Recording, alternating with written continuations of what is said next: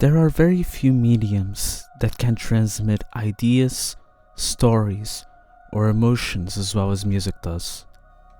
Throughout history, artists have been able to convey what's on their minds through thought-provoking songs that, when supplied with the right instrumentation, build these realities in which we can immerse ourselves completely, living in a separate world for a few minutes.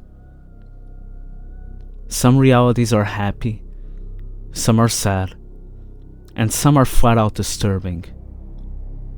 This series, of which this is the first episode, will focus on this last grouping of songs.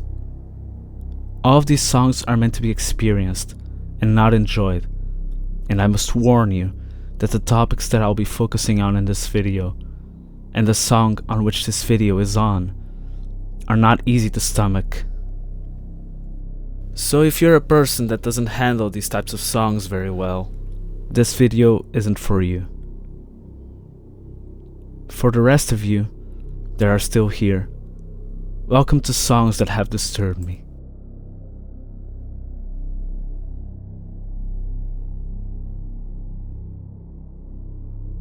Desperate scenarios can call for desperate and wrongful decisions. Decisions you won't take under any circumstances if you and your loved ones are not under some sort of imminent danger or prolonged suffering.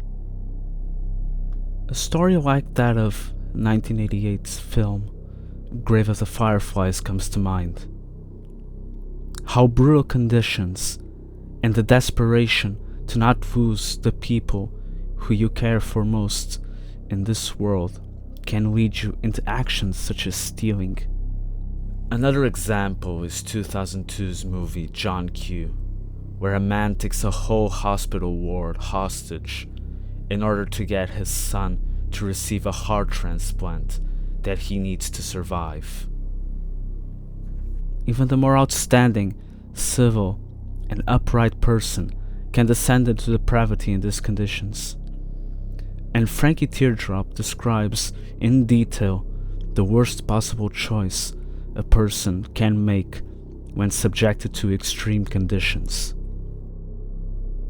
The group that conceived the horrifying creation that is Frankie Teardrop was comprised of Alan Vega on vocals and of Martin Rev on keyboards. In this song, there is a never-changing drum beat in the background. And having a band name synonymous to ending your own life is quite fitting for Frankie Teardrop, because it has that and much more. The 10.5-minute voyage that is Frankie Teardrop starts off with a tense, pulsating drum machine alone in the background. It won't change throughout the whole duration of the song, and it fills you with anxiety straight off the bat. Then Alan Vega's vocals, filled with reverb, come in. He isn't singing, he's talking. And he starts telling the story of our protagonist, Frankie Teardrop, 20 years old, with a wife and a 6-month-old baby. He's working in a factory from 7 a.m. to 5 p.m., trying to provide for his family and failing to do so. He doesn't bring in enough money, and he can't buy enough food, so he and his family are slowly starving to death. The lack of money also means he can't pay rent, and so he and his family will become homeless. Under these conditions, Frankie snaps and makes a horrifying decision to stop his and his family's suffering. He decided to murder them. What follows is the harrowing scene of Frankie first killing his kid and then his wife. Coming back to his senses, realizing what he's done and regretting it, Frankie points the gun at himself and ends his own life.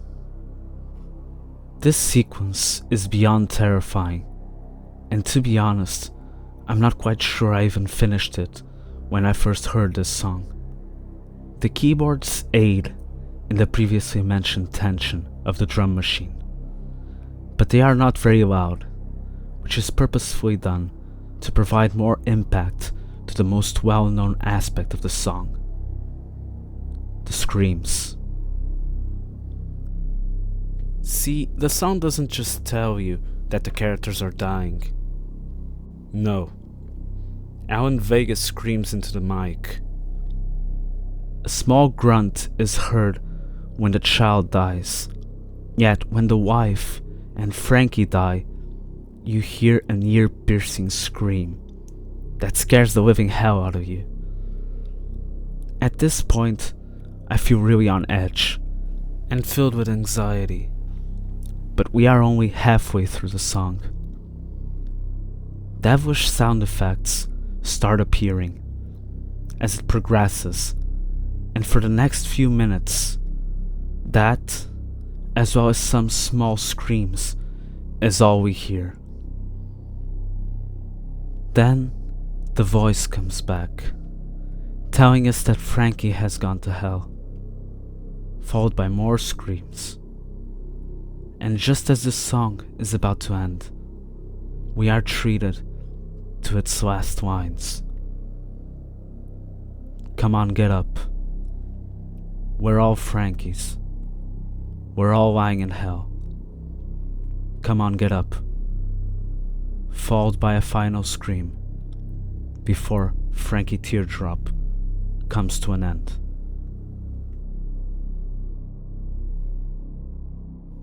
It's difficult to overstate just how incredibly disturbing this experience really is.